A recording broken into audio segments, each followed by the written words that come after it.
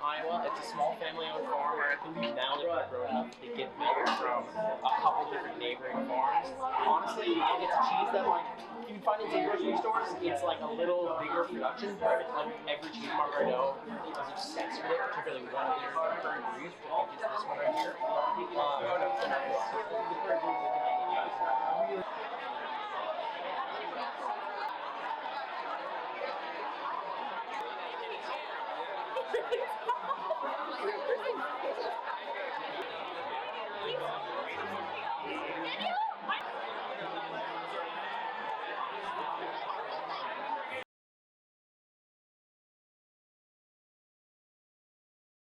I'm Corey Strell. And I'm Hannah Gershwitz, and together we are Metro Cheese Club. We co-produce Curds and Chords together, which is an all-you-can-eat cheese concert. We met at a cheese shop. We met about less than a year ago at Campbell & Co. in Williamsburg, which is a cheese shop I was working at as a monger and a barista. I saw Hannah walk in. I liked her sweater, and I was like, that looks like a friend. And she invited me to her cheese club and asked for my phone number to send me a party full. And I was like, I don't usually give my phone numbers to customers, but like, I think I can trust you based off just your look. We're similar ages. September of 2023, for my birthday, I did a bring your own cheese birthday party. Because at that point I was just eating a lot of cheese. I have a lot of food allergies. So cheese is like one of the things that I found that I can eat without getting any sort of like reaction. I found it to be very nourishing, very healthy. And just when you're allergic to gluten and all these random things, a lot of stuff that you are able to eat doesn't taste very good. So then I just started putting cheese on everything. And cheese in the grand scheme is not super expensive, but it is when you're buying it all the time and just for yourself and not really having people to eat it with per se. You know, when you're buying like rounds of cheese like this and it's like, oh my God, I'm not gonna eat a whole round of cheese to myself within the week or whatever. So I just started gathering neighbors and roommates, and my old roommate and we would always make like cute little platters together, and then we would start inviting people over, and then I did the birthday party, had a bunch of friends bring cheese over, and then one of my best friends was like, why don't you make this into a club? Claire is the winner. Claire, what do you have to say for yourself? I'm really happy that I was the third ticket because that's exciting. What's your favorite cheese? My favorite cheese was the Swiss from Joe over there. All right, I'm going to play some music, and in 20 minutes, we're going to have another artist begin. So enjoy yourself. There's a bathroom. Find a seat, make a friend.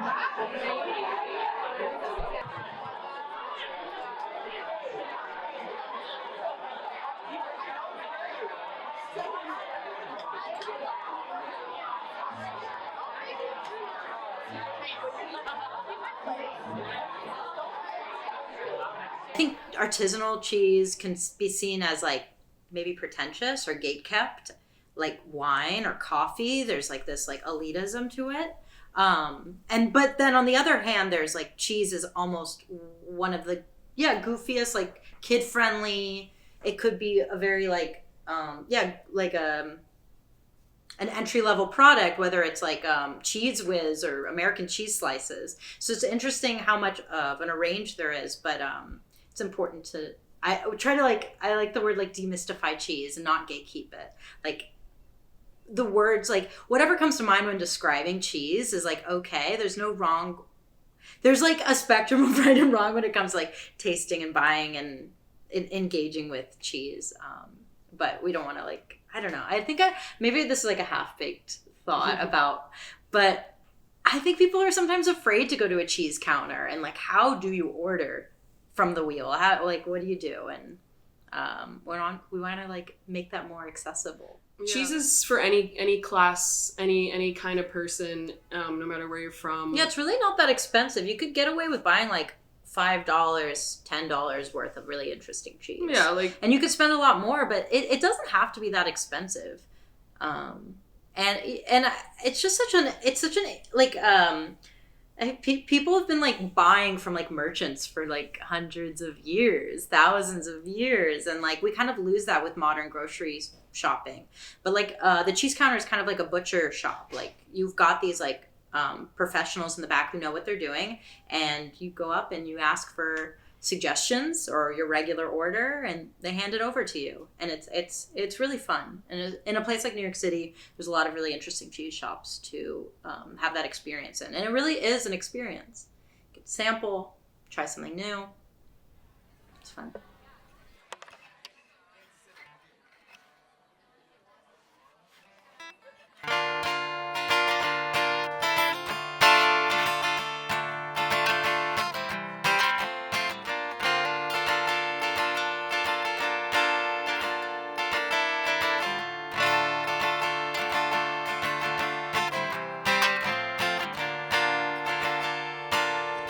Listen to you time and time again,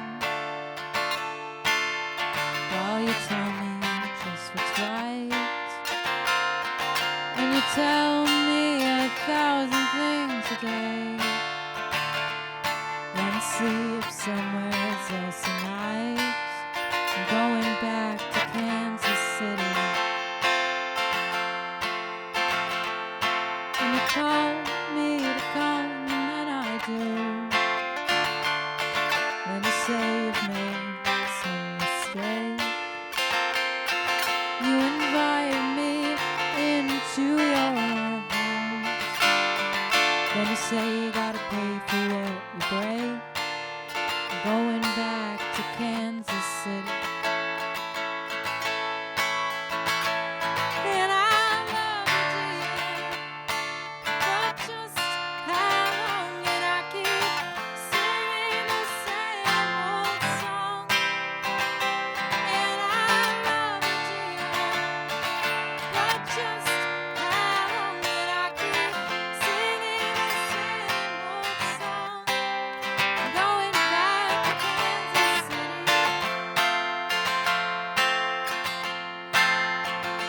And I love you, dear, but just how long did I keep singing the same old song?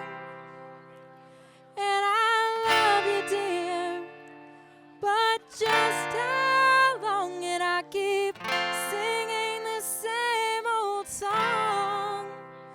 And I love you, dear, but just how long did I keep singing the same old song?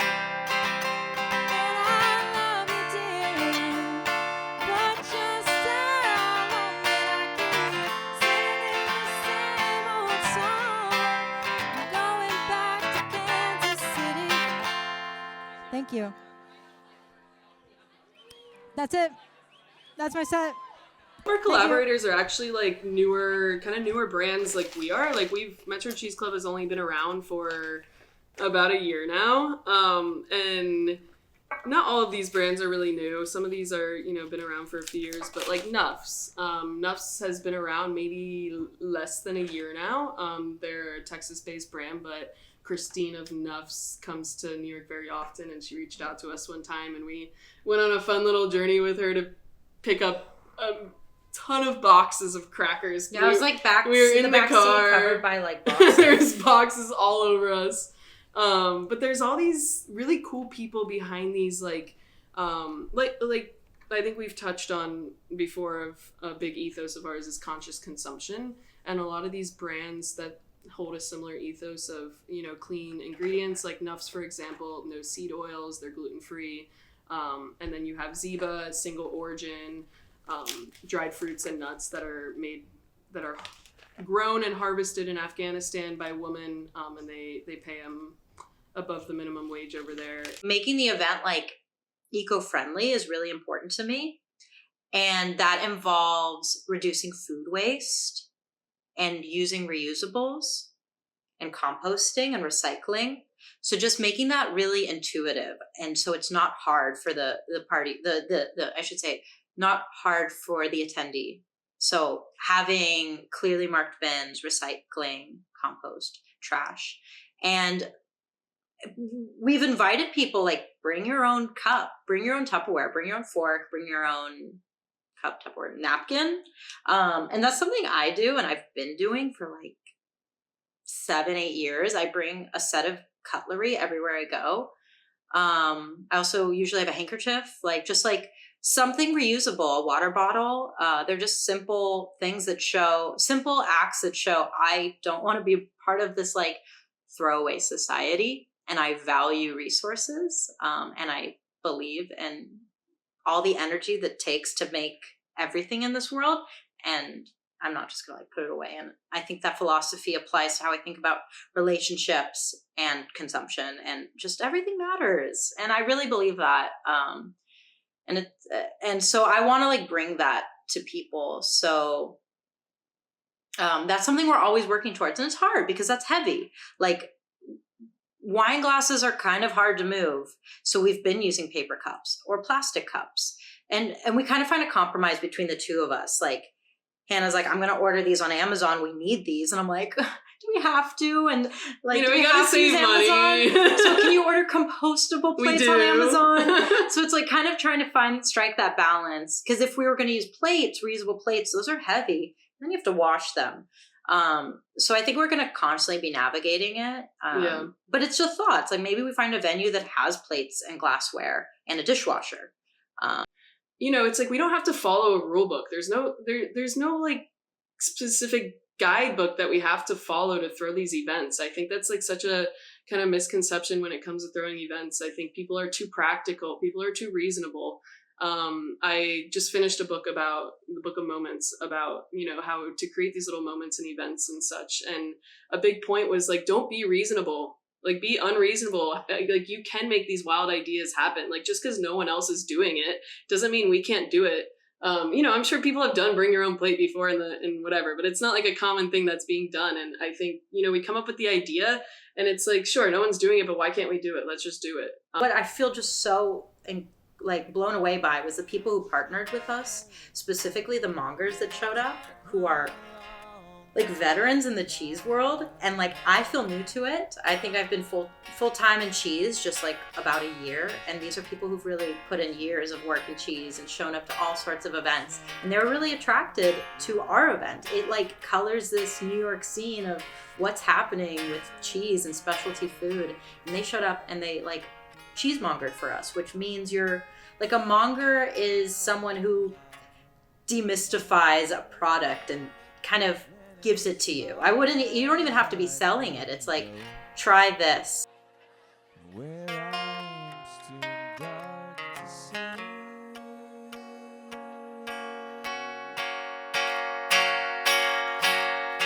Tell me when you find me. Tell me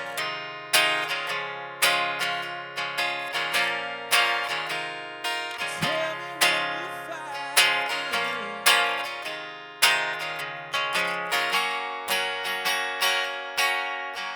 Tell me when you find, tell me when you find, tell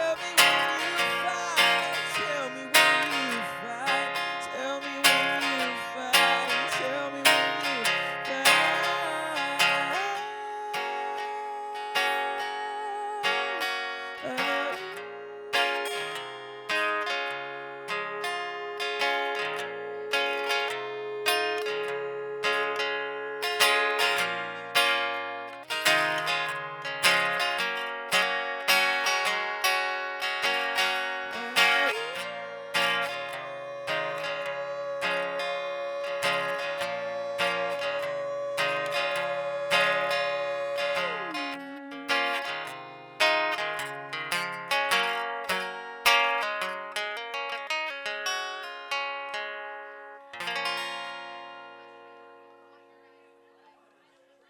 Curds and Chords, we've decided, is like our flagship event.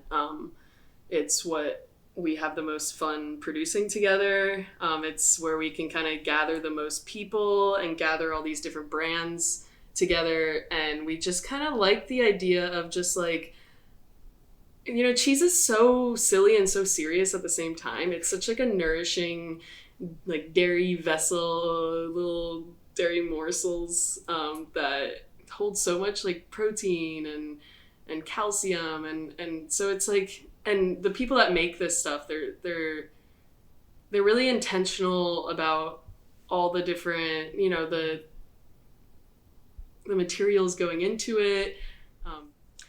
I invite independent local New York-based musicians to perform. They're generally people I've met through the music scene who want to play, and I do entice them with free admission and free cheese. And we pay them. And we pay them. Because we want to, that's important. Like, we want to value musicians. I want to have a classy vibe with the cheese and the drinks, and people are talking. They're not, and it creates a space where people can create their DIY charcuterie board, cheese board, and they're sitting down and listening, or they're talking and getting to know one another. And so it's not a quiet room. It's not a quiet, respectful, we're listening to the musician. The musician is really adding to the environment, but they're not the focus, but it couldn't happen without them. I'm so sick of all these lies, dressed up like a compromise. I'm so sick of all these lies. I'm through. Ooh.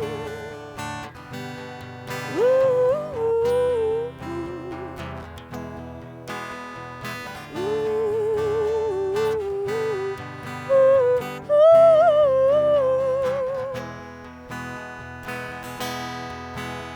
Don't tell me you think you've done it again. You push me out of it so no one else can come in. Like to keep yourself at a distance. Is that why you can't stand no resistance? Where love ain't love,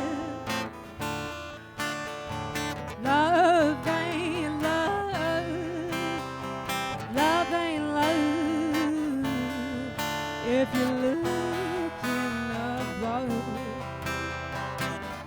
I'm so sick of all these lies, dressed up like a compromise. I'm so sick of all these lies. I'm through. Ooh.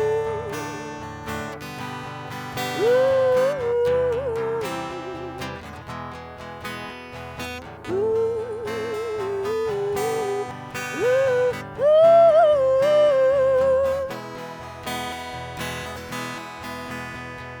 Hear me, and I'll feel you.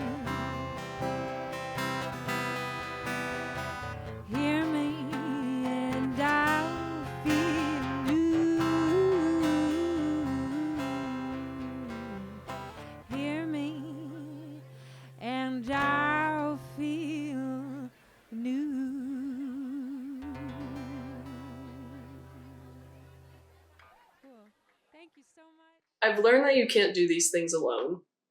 And I know we touched a lot on community, but it's also really important to have these more kind of intimate relationships with people like Corey, who I can really trust in terms of, trusting her with information, trusting her to execute, trusting her to hold me accountable. I could do these things on my own. I mean, in a way, in a way I could achieve certain things alone, but it's it doesn't feel good to do it alone. It doesn't truly feel real unless you have the right people around you. I think having people like Corey around really actualizes it, really shows that, there's something in what I'm trying to do. Having someone just as excited about what I do as I am is really important. I don't think I could have ever done this to this extent without Corey and without the people that are as passionate about what we do as we are. I moved to New York in 2021, and there's it's hard. I don't know what I'm doing. I'm going to cafes and being can I just play here? And some of them say yes, and I kind of start doing residencies where I'm inviting my friends to see me play acoustic sets of original music. And I wasn't doing open mics, but I meet a second cousin of mine, a different second cousin. And he's like, you should come to the Music Inn open mic. I'm like, okay. I go to the Music Inn open mic, and that kind of was my social life for 12 months. And I feel like I've I haven't been going as much recently, but I really was going a lot for a full year. And I met all these creatives and musicians, and I was showing up to their shows. Sometimes they'd show up to my shows. It was very inspiring, opening for them, we'd play bills together. Yeah, I don't know if that explains it, but I met other artists who were, and I also,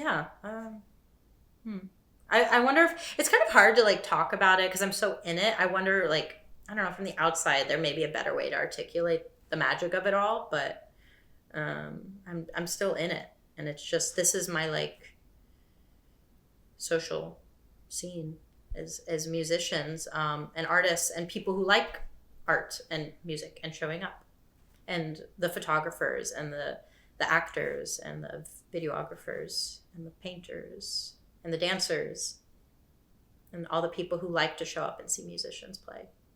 It's definitely about the cheese and it's definitely about the music, but you can't do things like this without the people. I really want like two people to meet and fall in love. That would be a success these are story. I would say these are like goals of ours. And that's like, what our like merch says. It like it's like we met at Cheese Club, Metro Cheese Club. Yeah, and just the idea that someone can make a friend at Cheese Club, and it's like fostering. If someone said that, like, oh yeah, we like met at Cheese Club and now we hang out all the time. And like we've seen that's this. Such a priceless success. Yeah, it's like fostering the right environment to create these like serendipitous moments.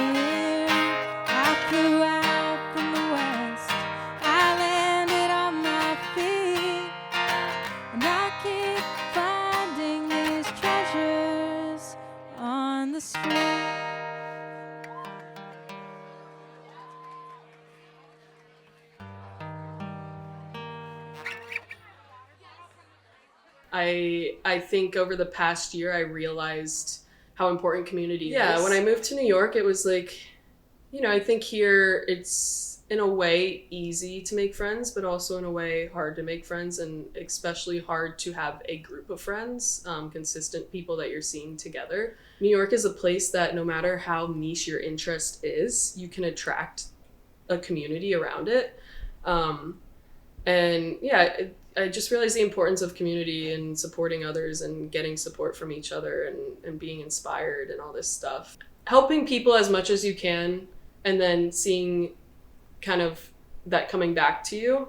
And that's not the reason why I help people. And I don't think that's the reason people help people, but it is, it is a net positive. And I think it's very fulfilling to be helpful and to be helped. And I think it's really hard to accept help. And it's something I've really struggled with. But my mom always reminds me that people like helping. It feels good to help people, and it does. And I think that's what community is all about, is helping and supporting people in achieving their own dreams and their own goals, and then getting kind of that help in return.